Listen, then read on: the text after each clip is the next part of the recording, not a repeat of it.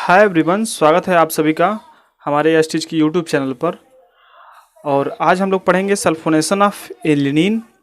चूँकि हम लोग का चैप्टर शुरू हुआ है एरोमेटिक एमिनो कंपाउंड के अंडर में, जो हमारा चैप्टर है एनिलीन, वो इसको डिस्कस कर रहे हैं। ये वीडियो का 4th नंबर का पार्ट है, यानी एनिलीन पे हम लोगों ने 3 वीडियो इसके पहले कर लिया है। ठीक है, तो पहले वीडियो में हम लोगों ने उसका इंट्रोडक्शन प्रिपरेशन किया था, दूसरे वीडियो में उसकी प्रॉपर्टीज़ करी थी, तीसरे वीडियो में एलिनीन जो होता है वो फिडल क्राफ्ट रिएक्शन और हैलोजेनेशन नहीं करता है, इसके पीछे की सारी स्टोरी हमने अध्ययन किया था। तो आज हमको पढ़ाना है। और इलेक्ट्रोफिलिक सब्स्टिट्यूशन में हम लोगों ने नाइट्रेशन ऑफ एलिनीन भी कर लिया था। क्या कर लिया था? Nitration of aniline. ये हमने प्रीवियस वाले वीडियो में सब कुछ कवर कर लिया है। आज हम पढ़ेंगे सल्फोनेशन ऑफ एनिलीन। ठीक है, तो देखिए, सल्फोनेशन ऑफ एनिलीन से पहले अगर आप अभी तक आप वीडियो को शेयर नहीं कर रहे हैं तो वीडियो को शेयर करना शुरू कर दीजिए, चैनल को सब्सक्राइब करिए और लाइक करिए, कमेंट करिए। ठीक है, तो चलिए शुरू करते हैं। सल्फोनेशन ऑफ एनिलीन देखते हैं क्या होता है। यानी हम क्या करेंगे, एनिलीन का सल्फोनेशन करेंगे। देखिए, ये है हमारा एनिलीन। बेंजीन रिंग से जब NH2 लगता है तो इसी को कहते हैं एनिलीन। जब इसका हमने कंसंट्रेट H2SO4 के साथ, किसके साथ? कंसंट्रेट H2SO4 के साथ रिएक्ट करवाया और टेम्परेचर वहाँ पे हमारा था 180 डिग्री सेंटीग्रेड। ये हमारा H2SO4 कैसा है? कंसंट्रेशन है, कंसंट्रेट है, कंसंट्रेशन है, कंसंट्रेट है। तो होगा क्या? ये है आपका बेस, ये है आपका एसिड, और एसिड और बेस आपस में रिएक्शन करते हैं तो क्या बनता है? सॉल्ट बनता है, वाटर बनता है। तो देखिए क्या होगा, यहाँ पे ये आपका ये एसिड और ये बेस आपस में रिएक्ट करके क्या बना है? एक साल्ट का फॉर्मेशन बना है। और वो बना क्या? NH3HSO4 पर माइनस। अब पूछोगे ये सर कहाँ से आ गया? देखो, H2SO4 का काम क्या है? H प्लस देना। क्या देना? H प्लस देना। तो इसने अपना H प्लस दिया। चूंकि बेस है और ये नाइट्रोजन है और नाइट्रोजन के पास लोन पेयर ऑफ इलेक्ट्रॉन है, तो यह हाइड्रोजन को क्या चाहिए? अब इलेक्ट्रॉन चाहिए। इसको जहां इलेक्ट्रॉन दिखा वहां पे जाके अटैक कर देगा। तो जो H प्लस H2SO4 ने दिया है, एसिड का काम ही है H प्लस देना। अरे एसिड का क्या वर्क है? एसिड का वर्क ही होता है H प्लस देना।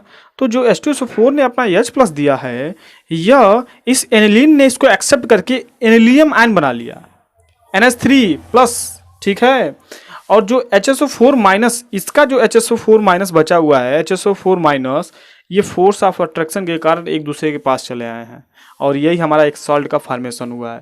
यहाँ तक बात क्लियर हो जानी चाहिए आपको। एनिलीनियम आयन बना है और HSO4 माइनस और ये प्लस आपस में एक फोर्स ऑफ अट्रैक्शन के बीच हुआ है, जो मिलकर एक साल्ट का फॉर्मेशन कर लिया है।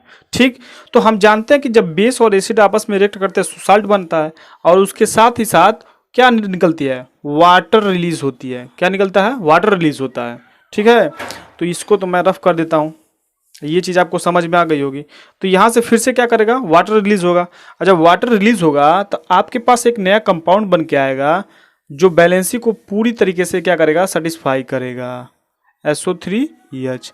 तो ये आपका कंपाउंड बन के तैयार हुआ क्या? देखो, यहाँ से H2 निकला और यहाँ से ऑक्सीजन निकला, दोनों अपने चार्ज लेकर निकल चुके हैं यहाँ पे in the form of H2O, और ये हमको कंपाउंड बन के तैयार हुआ। हम जानते हैं यार, बेस और एसिड जब रिएक्ट करते हैं तो साल्ट बनता है, और उसी के साल्ट क्या होता है? वाटर रिलीज होती है। नहीं पता तो देख लो, HCl और NaOH जब रिएक्ट करते हैं तो क्या बनता है? एक साल्ट बनता है। कौन सा साल्ट बनता है? NaCl बनेगा, और इसके साथ क्या निकलेगा? H2O निकलेगा। इतना तो आपको पता होना चाहिए। तो यहाँ से वाटर मॉलिक्यूल क्या हुआ? रिलीज हुआ। ठीक, और ये कंपाउंड हमको प्राप्त हुआ, ये वाला कंपाउंड। अब इसमें क्या होगा? यहाँ से एक रीअरेंजमेंट होगा। कैसे? जैसे कि मान लीजिए ये आपका क्या हुआ, ये आपका कंपाउंड हुआ NH और इसी के साथ लगा है SO3H। तो देखो अब क्या होगा, ये जो नाइट्रोजन और सल्फर के बीच का जो बांड है, अगर मैं हाइड्रोजन इधर लिख देता हूं तो सल्फर और नाइट्रोजन के बीच का जो बांड है, तो इलेक्ट्रोनेगेटिविटी किसकी अधिक है? नाइट्रोजन की। तो इसने इसके पे शिफ्ट किया, इसके ऊपर आ गया क्या? माइनस, और इसके ऊपर आ गया प्लस। बोलो बात क्लियर? अब यहाँ पे एक कॉन्सेप्ट आपको समझना पड़ेगा। यहाँ पे रीअरेंजमेंट हो रहा है। क्या हो रहा है? रीअरेंजमेंट हो रहा है, रीअरेंजमेंट हो रहा है। ठीक है, तो हुआ क्या कि जब सल्फर ने अपना इलेक्ट्रॉन डोनेट किया तो इसके ऊपर माइनस, इसके ऊपर प्लस। अब जो ये इलेक्ट्रॉन डोनेट हुआ है, यह रिंग में घूमना चालू कर दिया। आज ये वाला इलेक्ट्रॉन, अरे हम जानते हैं यार एनिलीन अपना रेजोनेटिंग स्ट्रक्चर शो करता है। आप जाइए प्रीवियस वीडियो, अगर नहीं समझ में आ रहा तो मैं बार बार कहूँगा कि पहले आप क्या करो, सीक्वेंस में वीडियो देख के आओ। तो यहाँ पे एनिलीन पे लोन पेयर ऑफ इलेक्ट्रॉन है नाइट्रोजन पे, तो जब ये डोनेट करेगा तो पूरे रिंग में ये इलेक्ट्रॉन क्या करेगा, मूव करेगा। उसी तरह जैसे ही इसके पास ये इलेक्ट्रॉन चले आए तो ये इलेक्ट्रॉन क्या करेगा, पूरे क्लाउडिंग के साथ मूव करेगा। और जैसे ही क्लाउडिंग के साथ मूव करेगा तो जो SO3+ है यह आर्थो पे अटैक कर सकता है और पैरा पे, चूंकि पैरा पे ज़्यादा अटैक करेगा क्योंकि यहाँ पे सिमेट्रिक बनती है। तो SO3 जो है आपका वह किस पे अटैक करेगा, पैरा पे चले जाएगा। यहाँ पे चूंकि यहाँ पे हाइड्रोजन है तो हाइड्रोजन H+ के फॉर्म में निकलेगा और इस N से लग जाएगा, तो प्रोडक्ट हमारा क्या बन जाएगा, प्रोडक्ट यहाँ पे हो जाएगा आपका NH2 और यहाँ पे लग गया क्या, SO3H। यही आपको लाइन समझने वाली बात है। कैसे कि जैसे मान लो ये जो लिखा गया है यहाँ से इस पर शिफ्ट किया, इसके ऊपर माइनस, इसके ऊपर प्लस। अब यह प्लस क्या करेगा, घूमेगा, लेकिन जब इसके पास माइनस आया तो जानते हुए रिंग में डोनेट करेगा। जब रिंग में डोनेट करेगा तो आर्थो और पैरा पे क्या हो जाएगी, इलेक्ट्रॉन की डेंसिटी बढ़ जाएगी। यह किस तरह के काम करेगा, यह इलेक्ट्रोफाइल की तरह काम करेगा। किसकी तरह काम करेगा, इलेक्ट्रोफाइल की तरह। तो SO3 जो प्लस है वो हमारा पैरा पोजीशन पे आएगा और यहाँ से जो H+ निकलेगा in the form of H+, ये नाइट्रोजन जाके NH2 का फॉर्मेशन करके इसके भी चार्ज को न्यूट्रल करेगा और SO3 का फॉर्मेशन हो गया। बोलो बात क्लियर। अब यहाँ से क्या होगा, एक ज्यूटर आयन का फॉर्मेशन होगा। ज्यूटर आयन में क्या होता है, देखिए यहाँ भी अभी ये एक्टिव है, क्या है, एक्टिव है। इसके पास जो लोन पेयर ऑफ इलेक्ट्रॉन है वो प्रेजेंस है, तो फिर ये क्या करेगा, लोन पेयर ऑफ इलेक्ट्रॉन इस हाइड्रोजन को एक्सेप्ट करेगा और यहाँ पे एक ज्यूटर आयन का फॉर्मेशन करेगा। यह प्रोसेस रिवर्सिबल होती रहती है। देखो ना, रिवर्सिबल का साइन है, मतलब ये बना लेगा एनिलीनियम आयन NH3+, और यहाँ पे हो जाएगा क्या आपका SO3-। मतलब ये प्रोसेस होता रहेगा, कभी ये बनेगा फिर इसमें एक दूसरे के क्या होते हैं, ये रिवर्सिबल होते हैं। जैसे कि मान लो जैसे H+ यहाँ से निकला तो इसके फॉर्म एनिलीनियम आयन बना तो SO3 पे माइनस, फिर उसी प्रकार ये अपना H+ डोनेट करेगा तो इसके पूरा आएगा। तो ये दोनों क्रियाएं क्या होती है, एक दूसरे के साथ चलती रहती हैं। तो ये था हमारा आज का टॉपिक कि सल्फोनेशन ऑफ एनिलीन। ठीक है, चूंकि हम प्रॉपर्टीज ऑफ एनिलीन पढ़ रहे हैं तो उसमें हमारा जो है ये अगला प्रॉपर्टीज है सल्फोनेशन ऑफ एनिलीन, बहुत इंपॉर्टेंट है। यही आपका क्या करता है, ज्यूटर आयन का फॉर्मेशन करता है। ठीक है, अगर इस कंपाउंड का नाम लिखना चाहते हो तो पैरा पे हमारा एमीन है तो ये पूरा सल्फोनिक है, तो पैरा बेंजीन सल्फोनिक है, para amino sulphonic benzene sulphonic acid, para amino benzene sulphonic acid, इस कंपाउंड का हमारा नाम है। ठीक है, तो आई होप आपको सल्फोनेशन ऑफ एनिलीन पूरा क्लियर हो गया होगा। आगे की तरफ नेक्स्ट की प्रॉपर्टीज़ को पढ़ते हैं। ब्रोमिनेशन ऑफ एनिलीन बहुत ही आसान है, वो भी, उसमें भी कुछ नहीं करना है आपको पढ़ना है ब्रोमिनेशन ऑफ एनिलीन। ठीक, तो अगली हेडिंग लगाइएगा अपनी नोटबुक में, ब्रोमिनेशन ऑफ एनिलीन। ठीक है, तो एनिलीन का क्या करना है, हमको ब्रोमिनेशन करवाना है। तो एनिलीन क्या होता है, देखो क्या होता है, सबको पता हो गया, बेंजीन से जब NH2 लग जाता है तो यही होता है क्या, एनिलीन। तो इसका जब हमने 3 मोल ऑफ ब्रोमीन से इसका रिएक्ट करवाया और किसके मीडियम में, हमारा जो मीडियम होगा वह डाइल्यूट होगा, मतलब इसके साथ पानी होगा। इस सकते को इसका जल की उपस्थिति में, यानी वाटर की उपस्थिति में जब इसका रिएक्शन करवाया, देखो यहाँ पे कितने ब्रोमीन है, 6 ब्रोमीन है। तो 6 ब्रोमीन है तो 1 2 3 एज ए इलेक्ट्रोफाइल की तरह अगर बिहेव करें तो 3 Br+ यहाँ से निकलेगा, एक Br+ यहाँ पे, एक Br+ यहाँ पे और एक Br+ यहाँ पे, और तीनों जगह से जो हाइड्रोजन निकलेंगे वह इस B से Br से कन्वर्ट होकर HBr का फॉर्मेशन कर लेंगे। तो ये जो आपको कंपाउंड मिला है ये हो जाएगा, यहाँ पे NH2 तो लगा हुआ है, इस पे अटैक और फटाक से इस पे अटैक, और 3 HBr क्या हो जाएगा, साथ बाहर निकल जाएगा। ये प्रोसेस कैसा हुआ है, जलीय माध्यम में हुआ है, मतलब यहाँ पे कह सकते हो कि वाटर क्या है, यहाँ पे मीडियम है। जब वाटर यहाँ पे मीडियम हो जाएगा तो ये बताओ इस ब्रोमिनेशन का बहुत ही ज़्यादा आयनित होगा। ये जो ब्रोमीन है इसका आयनन की कैपेसिटी हो जाएगी वो बढ़ जाएगी, यानी यहाँ से बहुत ज़्यादा Br+ क्या करेगा, रिलीज होगा। और जब Br+ रिलीज होगा तो इसको चाहिए क्या, इलेक्ट्रॉन चाहिए, और यह एनिलीन आर्थो पैरा क्या होता है, ग्रुप होता है, डायरेक्टिंग ग्रुप होता है। तो यहाँ पे इलेक्ट्रॉन रुकेंगे, तो ये ब्रोमीन यहाँ पे अटैक करेगा। तो सवाल बना कि सर यहाँ पे जो हाइड्रोजन है वो क्या किया, तो हाइड्रोजन अपना इलेक्ट्रॉन छोड़ के निकल गया in the form of H plus. तो जो H प्लस यहाँ से निकला है वो Br माइनस से कन्वर्ट करके क्या बना लेगा, HBr बना लेगा और ये कंपाउंड बन जाएगा। तो इसका हम लोग नाम लेते हैं 2,4,6 ट्राइब्रोमो एनिलीन। तो इसका अगर नाम लिखना चाहो तो 2,4,6 ट्राइब्रोमो एनिलीन, ठीक है, इसका नाम हो जाएगा आपका 2,4,6 ट्राइब्रोमो एनिलीन। तो हमने क्या किया, ब्रोमिनेशन ऑफ एनिलीन कर लिया। ठीक है, आगे की प्रॉपर्टीज को पढ़ते हैं, देखते हैं आगे की प्रॉपर्टीज हमारी क्या कहलाती है। एसाइलेशन ऑफ एनिलीन, क्या आगे को डिस्कस करना है, एसाइलेशन ऑफ एनिलीन।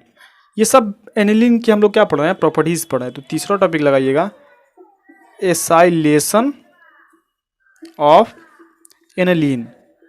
यानी एनिलीन का क्या करेंगे, हम एसिल ग्रुप के साथ रिएक्ट करवाएंगे।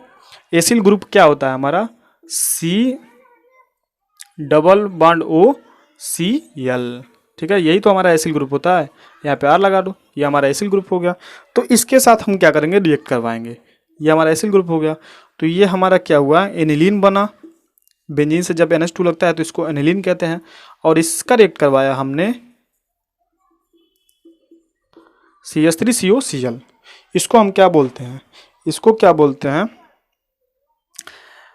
एसाइलेशन ग्रुप लगा हुआ है तो इसको हम बोलेंगे क्या, एस्टिल क्लोराइड बोलेंगे, क्योंकि CH3COOH तो OH यहाँ से निकला है और Cl आके अटैक हुआ है, तो इसको हम एस्टिल क्लोराइड बोलेंगे। तो एस्टिल क्लोराइड का जब एमीन के साथ रिएक्शन करवाया एनिलीन के साथ, तो होगा क्या, यहाँ से एक H प्लस निकलेगा। फिर से सुनिए क्या होगा, यहाँ से एक H प्लस निकलेगा और Cl minus is a good leaving group. तो यहाँ से Cl माइनस और यहाँ से H प्लस दोनों क्या निकल जाएंगे, HCl के रूप में बाहर निकल जाएंगे और ये कंपाउंड आपको मिल जाएगा। मैं इसका मैकेनिज्म आपको समझाऊंगा, उसमें किसी प्रकार की दिक्कत नहीं होगी आपको। तो यहाँ से हो गया आपका NH, एक हाइड्रोजन यहाँ से निकल गया और इसी के साथ C डबल बॉन्ड O और ये हो जाएगा क्या, CH3, क्योंकि Cl तो निकल चुका और यहाँ से क्या हुआ, HCl बाहर निकल गया। ये कैसे रिएक्शन हुआ है, देखो Cl जो होता है वो हमारा बहुत ही अच्छा लिविंग ग्रुप है। तो जैसे ये लिविंग ग्रुप है तो ये Cl माइनस के रूप में क्या करेगा, बाहर निकल जाएगा।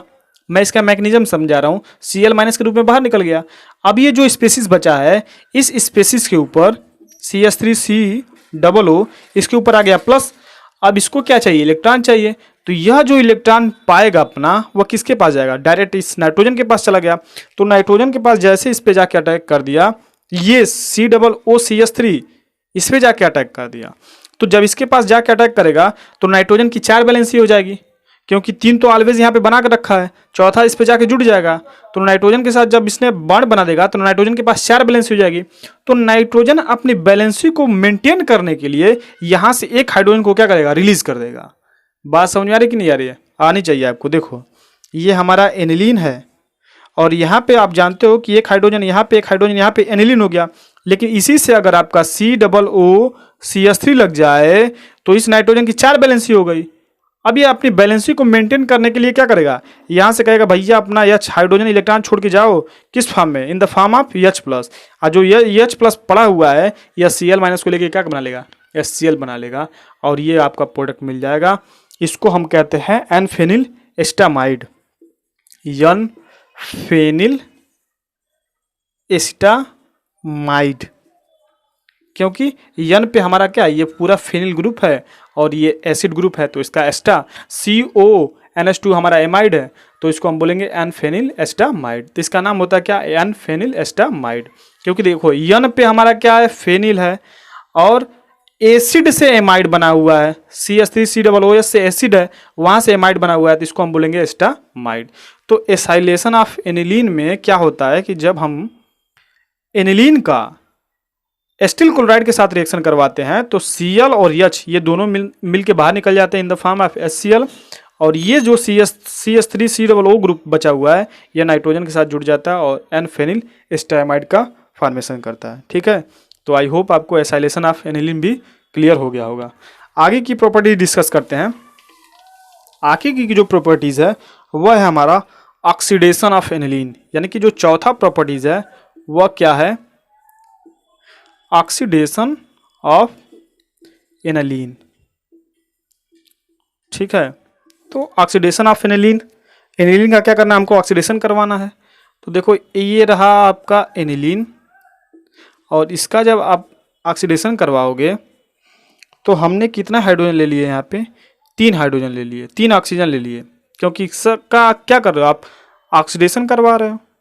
तो ऑक्सीडेशन हो गया किसकी प्रेजेंस में, ट्राईफ्लोरो एस्टिक एसिड की प्रेजेंस में, यानी कि CF3COOH, और यहाँ पे एक और रिएजेंट है H2O2 यानी hydrogen peroxide, trifluoro acetic acid, क्योंकि यहाँ पे CH3 है, तीनों हाइड्रोजन को हटा के फ्लोरीन लगा दिया, तो इसका नाम हो जाएगा क्या, ट्राईफ्लोरो एस्टिक एसिड, और H2O2 यानी ये हो जाता है क्या, हाइड्रोजन पेरोक्साइड।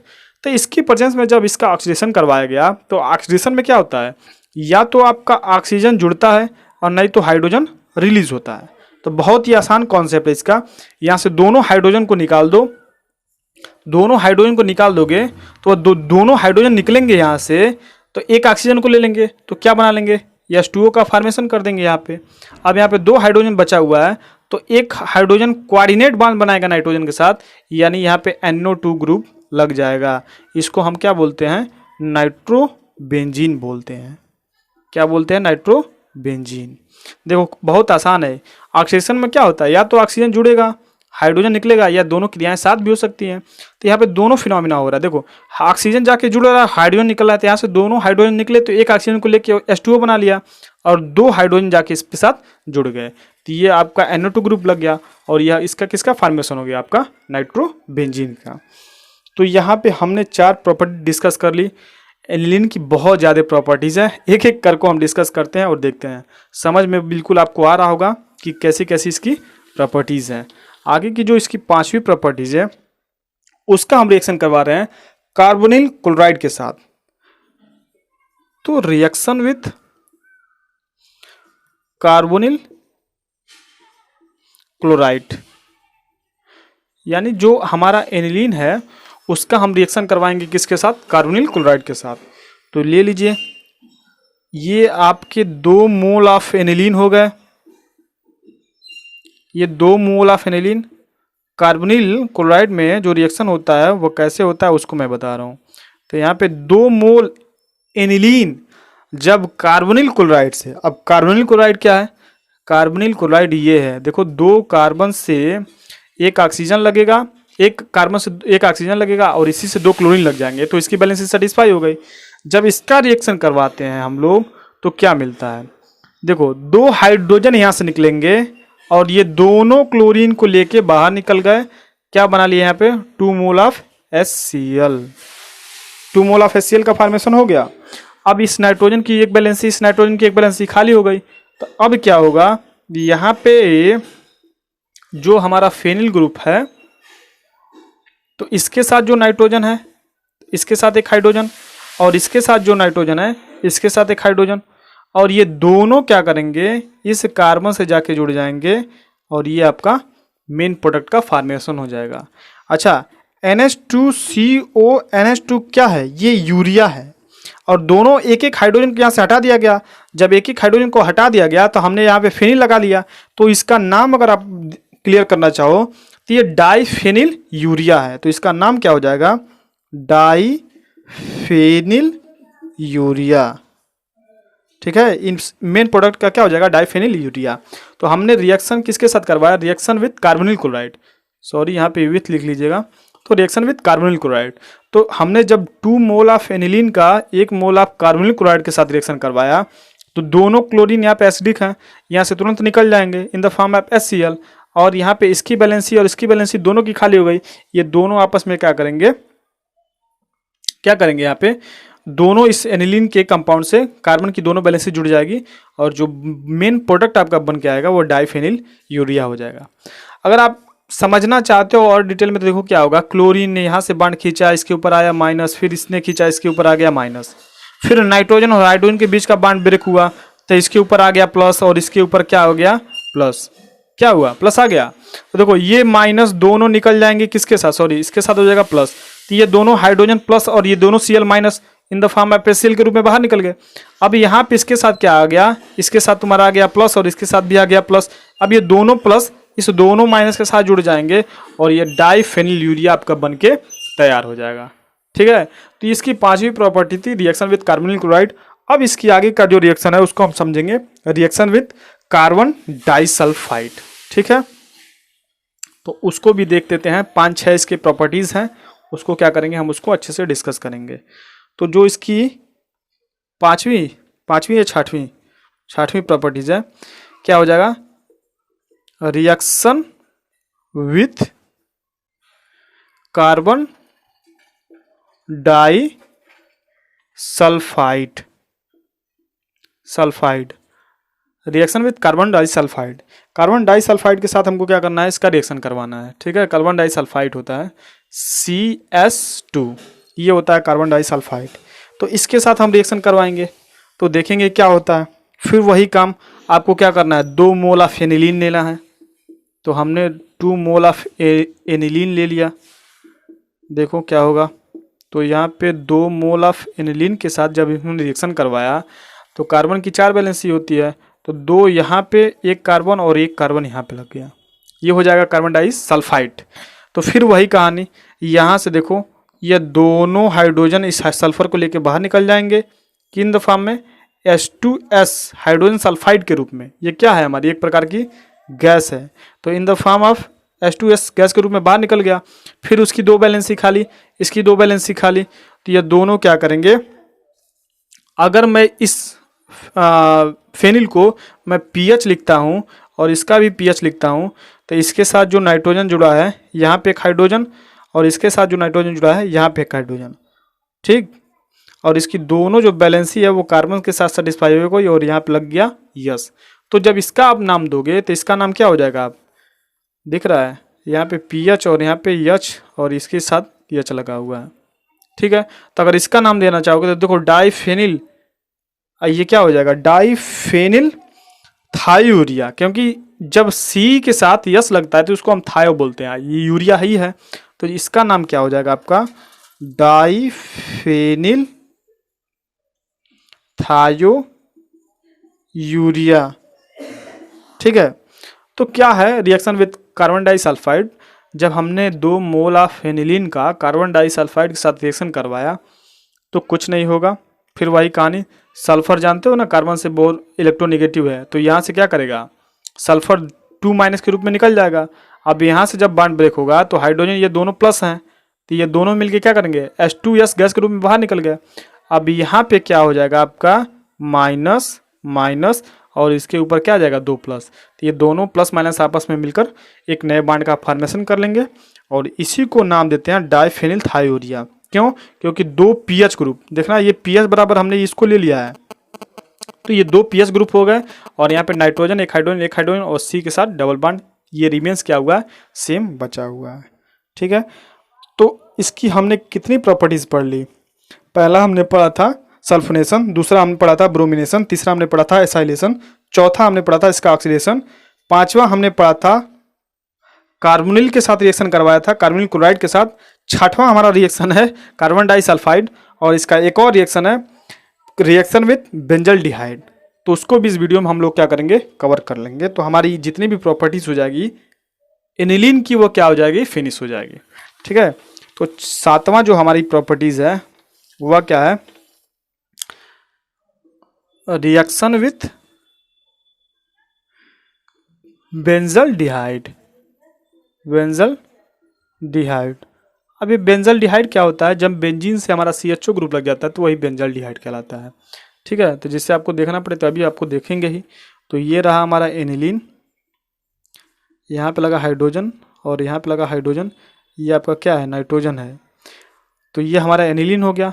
तो इसी के साथ हम बेंजल्डिहाइड का जब रिएक्शन करवाएंगे तो बेंजल्डिहाइड क्या होता है, मैं इस हाइड्रोजन को क्योंकि रिएक्शन करवाने में हमारा सूटेबल होगा, ये रहा हमारा एनिलीन और ये हमारा हो गया बेंजल्डिहाइड।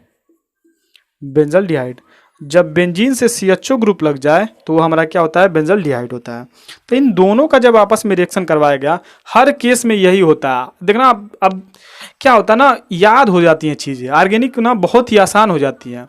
फिर देख रहे हो क्या होगा, कार्बन और ऑक्सीजन के बीच का बॉन्ड टूटेगा तो इसके ऊपर आ गया 2 माइनस, फिर इन दोनों के बीच का बॉन्ड टूटेगा तो इसके ऊपर आ गया 2 प्लस। तो क्या करेंगे, ये दोनों मिल जाएंगे, क्या निकाल लेंगे बाहर, H2O का फॉर्मेशन कर लेंगे और ये जो हमारा ग्रुप है ये सीधे इसके साथ जाके अटैच हो जाएगा, यानी ये हमारा हो जाएगा फेनिल और यहाँ से नाइट्रोजन डबल बॉन्ड सी के साथ ये एक और हमारा फेनिल ग्रुप लग जाएगा यहाँ पे और ये हो जाएगा क्या, H।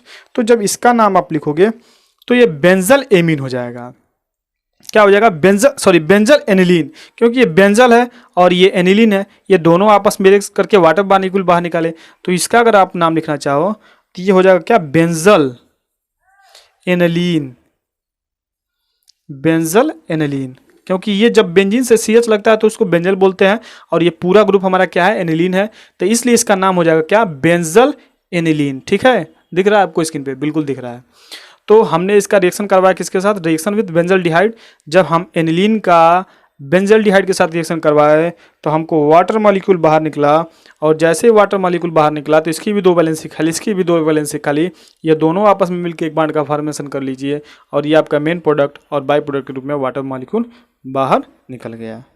ठीक है, तो आज हमने इस वीडियो में 6 प्रॉपर्टीज़ एनिलीन की कवर कर ली। बहुत इंपॉर्टेंट प्रॉपर्टीज़ थी, सब हमने कवर किया।